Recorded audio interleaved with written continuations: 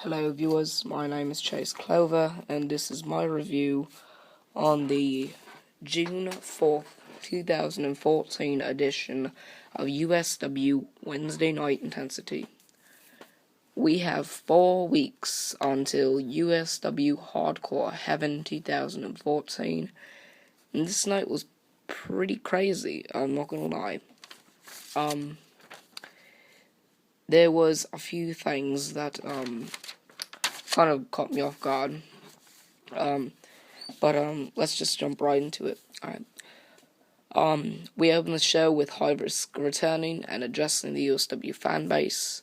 It was also announced that Fernandez had been eliminated from the Bulletproof series, which kind of bruised me to my conclusion that Fernandez and Gringo, the former unified USW tag team champions, Canon and Prophecy, are the tag team champions now. I told you that once one of those four out of the Bulletproof series, that those titles will not be used, often, very often. So, I was right. He didn't last as long as everybody thought he would, and so Fernandez is no more. But anyway, he pretty much High Risk returned and addressed the USW fan base on the status of the ownership of, or the general managing of USW Wednesday Night Intensity. But that's, actually that's that. There's nothing more to it. There's nothing less to it. So, I guess that's it. Considering, Kyle Reese is still the, general manager for USW Wednesday Night Intensity. I don't think there's going to be a change in position anytime soon, because Kyle Reese isn't doing anything wrong, and he's not. I don't think he's going to let himself. I don't think he's going to take himself out of that position. So, considering he is the majority owner of USW, he does, have to. He does have the right to make those choices, and he does have to make the right choices. So if he stays as a general manager, then that's that. There have been rumors that he's going to step down from commentary and let High Risk do that. But I wouldn't be surprised, because it would be hard to be the general manager from the commentary table. So, but anyways, that's that. After that was the first match on the match card. Rush defeated Philip Akron by countout. He earns 5 points in the Bulletproof series, and I don't know where his position is now. I'm sorry. I don't know where his position is now, but I can tell you that he's not in last, if I remember correctly. But that's really all that I have. He's not in last, and he's not in first, I don't think. But, that win will put him, farther in the Bulletproof series. So I don't think by USW Hardcore Heaven 2014 that he would be eliminated. I don't see that happening. I could be wrong, but it doesn't look to me like that's going to happen. After that, there was an interview with Capital, who, retained the USW Championship this past Sunday at USW Key and Case 2014. You can also hear about the results in my USW Key and Case 2014 review, also on the channel. But anyways, he talked a little bit about how he was going to be a fighting USW World Heavyweight Champion, and he was going to, do as best he could. Kind of address the whole Masvidal situation now that Masvidal has used his rematch but was not successful at regaining the USW World Heavyweight Championship. So I think he mentioned something about how Masvidal would be facing Alex later on in the night to become the number 1 contender for the USW World Heavyweight Championship. But yeah, that's pretty much that. Not much else in this interview except, pretty much that. So just I would look forward to Hardcore Heaven.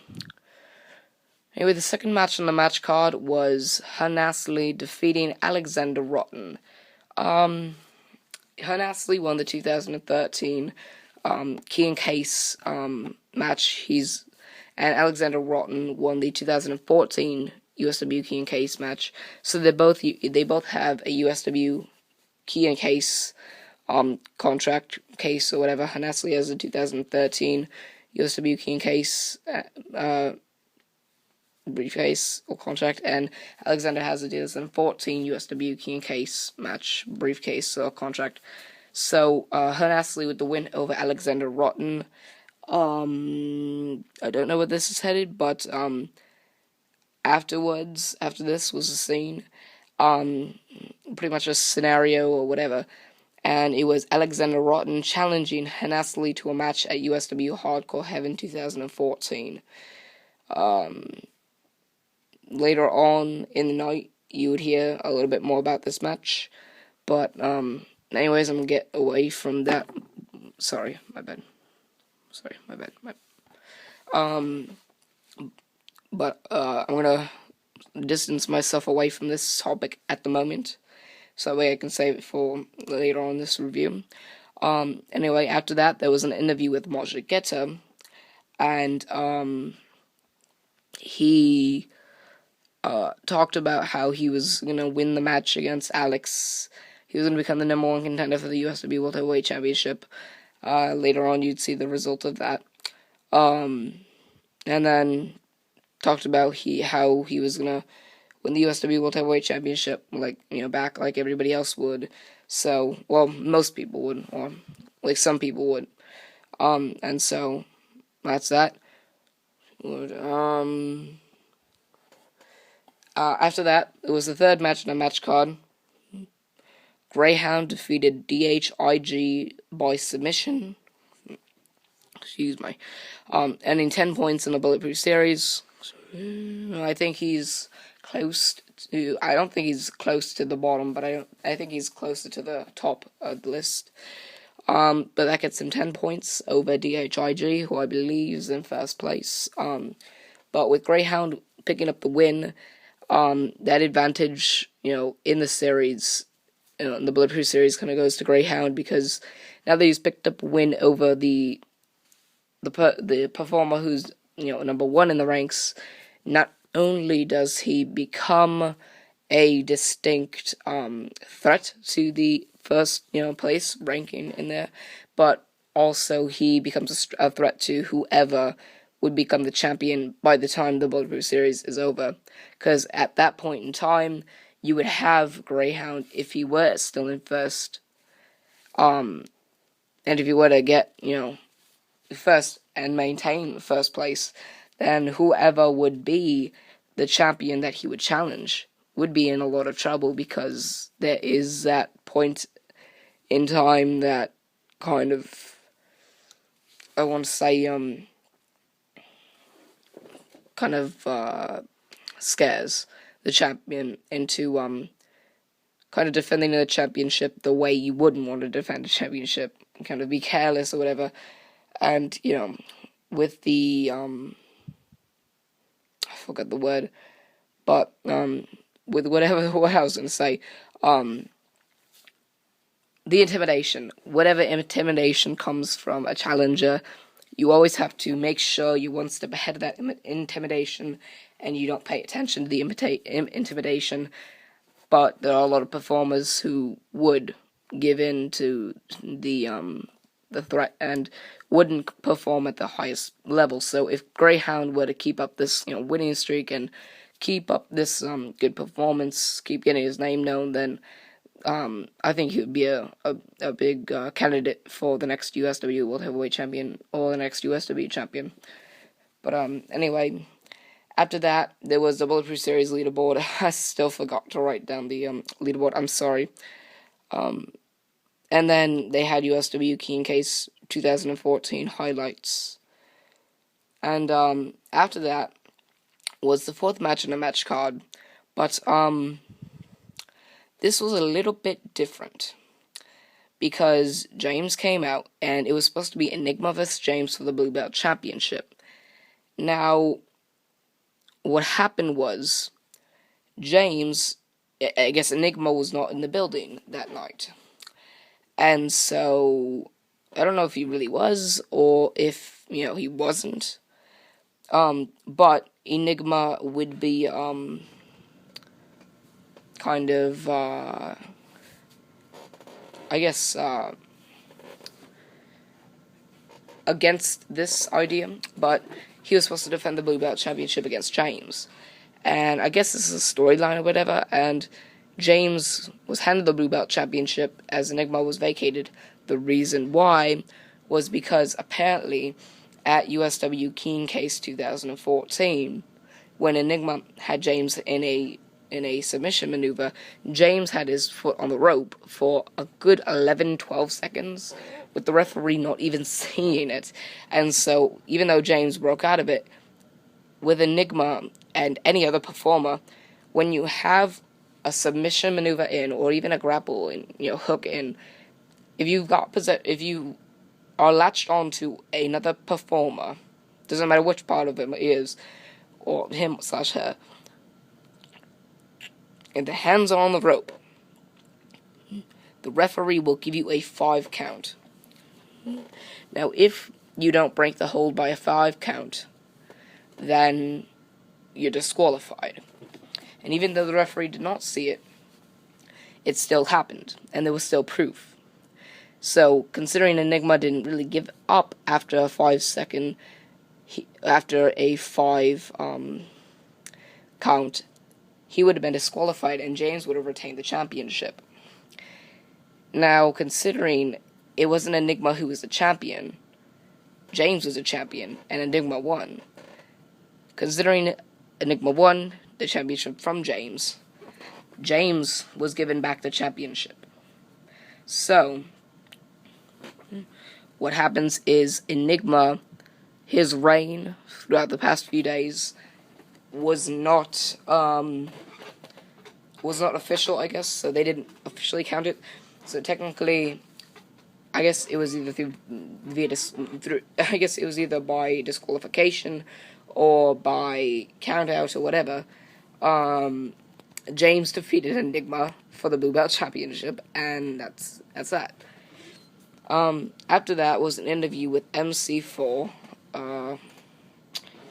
Hopefully they're trying to build up some hype to a Extreme Championship match. But, yeah. Anyways, after that was the 5th match on the match card. Prophecy defeated Gringo by submission. Prophecy earns 10 points in the Bulletproof Series. If I remember correctly, I think that would give him 40, if I remember, but I'm not completely sure, but I think that would give him 10 points, and, it was a victory over Gringo, and didn't surprise me, didn't do anything for me, really, so can't really say much, about it, but anyway, in that case, after that, Enigma gave a hint to who he is. I guess it was previously recorded, but apparently Enigma is Caucasian, which is not too big of a hint because, at least one, slip up, maybe a sleeve riding up or whatever, and we would have seen him, his, color skin tone, but he is Caucasian, so that marks out a few other performers. So, that's that. After that was the 6th match on the match card, and it was Cannon defeating Dwayne Porter by submission. Rush defeated Philip Backlund by counter in the first Bulletproof Series match of the night. Greyhound defeated DHIG by submission in the second Bulletproof Series match of the night. Prophecy defeated Gringo by submission in the third Bulletproof Series match of the night. And Cannon defeated Dwayne Porter by submission in the fourth Bulletproof Series match of the night. Alright, now, Cannon and Prophecy are tag team. Prophecy faced Gringo, the former tag team champions. Cannon faced Dwayne Porter. Greyhound is Dwayne Porter's rival, I guess, right now. Whatever. And Greyhound faced DHIG. Now, I think DHIG is in a rivalry with Philip Backlund, I believe. Sorry. And Philip Backlund faced Rush. and I guess Rush and Gringo would kind of be in a rivalry or whatever, or something like that. Whatever, something like that. So, this was a battle between Cannon and Dwayne Porter, two great wrestlers in USW, performers in USW, wrestlers in USW. And, it went on for a while. It was a good match, and nonetheless, I enjoyed it. Probably the best match of the night. And so, high respect for both these performers. Cannon, I believe, is now in a face turn. So that means all three top performers in USW are now faces. So Zach Hardy is a face, Cannon is a face, and Moshigata is a face. Here's what I'm worried about. I'm worried that Cannon will be a face, because now he just became a face. I don't think he's going back to a heel right now. I don't think Moshigata is going to become a heel soon, because he is on that, good streak and, that. What I'm afraid of is that Zach Hardy's going to become a heel, and what I think is going to happen is that Zach Hardy is Enigma. Now, when you have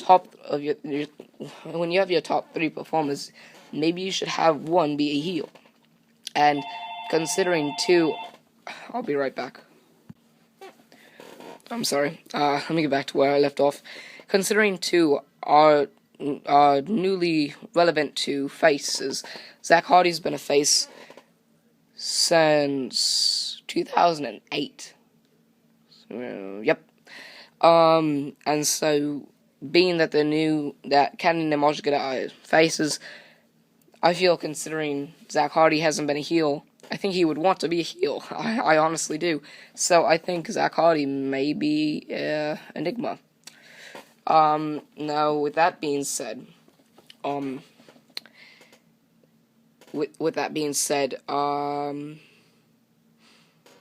you may be seeing Zach Hardy as Enigma. You may be seeing Zach Hardy do something.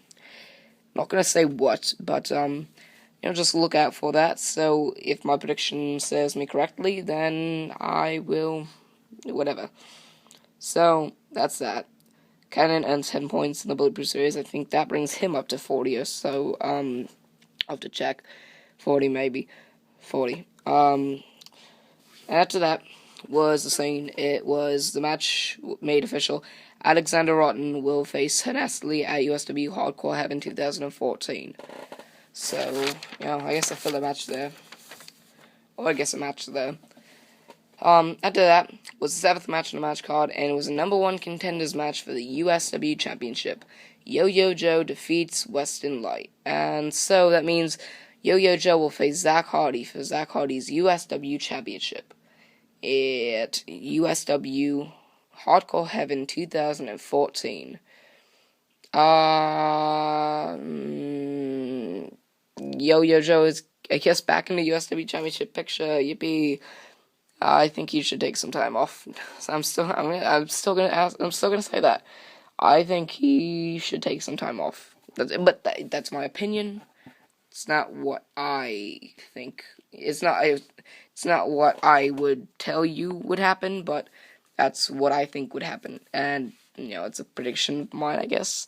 You can call it a prediction, but, anyways, Yo-Yo Joe, new number 1 contender for the USW Championship. It's kind of, I don't know how to put it. It's kind of, I guess, early in Yo-Yo Joe's portion of the year to become the number 1 contender for the USW Championship. I don't know. Frankly, if I would have think that a USW Championship match would be put in play, I think it would be Zach Hardy vs. Enigma. If Zach Hardy isn't Enigma, then I think it would be Derek Carter who's Enigma. And even though Derek Carter is not Enigma because he's black or he's African American, he's black, and Zach Hardy's white, I feel like it's Zach Hardy. And so, considering it's not Derek Carter will not be returning as Enigma. So, even if it were Enigma, and even, if whatever, I would have felt that Zach Hardy would face Derek Carter. Now, I'm very, very, very impatient when it comes to Derek Carter's return, because You signed him a few months ago, and you should have had big plans for Derek Carter. But, with you not using him now, you're kind of wasting time. Because if you're going to have him be a USW champion, you don't want him walking out with the USW championship or the USW World Heavyweight Championship. So, that's that. So, there's that match. After that was an interview with Marshigetta, and then the 8th match in the match card was the number 1 contenders match for the USW World Heavyweight Championship. Alex defeats Marshigetta, and Alex will face Capital for the USW World Heavyweight Championship at USW Hardcore Heaven 2014. Alex, what happened to your rivalry with George Martin? What happened? You fought last Sunday at USW King Case 2014. Now you're gonna go to the main event picture. Frankly, I think it's too early for him. And, this is a similar situation to Jeff Hardy and Matt Hardy. And Jeff Hardy had quite a few years before he became, part in this main event picture. He had years before he went into the main event picture, and Alex just came last year, and so now that's all that time. But frankly, I can't complain. Alex has been doing good. He has been picking up wins. He's been proving himself worthy. He's been on a roll, and so I think, maybe, with a rising star, I think you could have Alex be, the next USW World Heavyweight Champion. That's, what I think. But anyways, the confirmed matches we have are Alexander for USW Hardcore Heaven 2014 is Alexander Rotten vs. Nastily.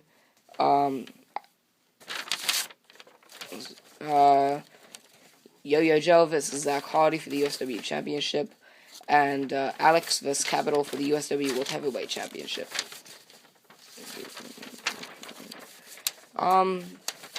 Anyway, guys, that was my review on the June 4th, 2014 edition of USW Wednesday Night Intensity. Remember to like, favorite, and subscribe for more. I'm Chase Clover, signing off.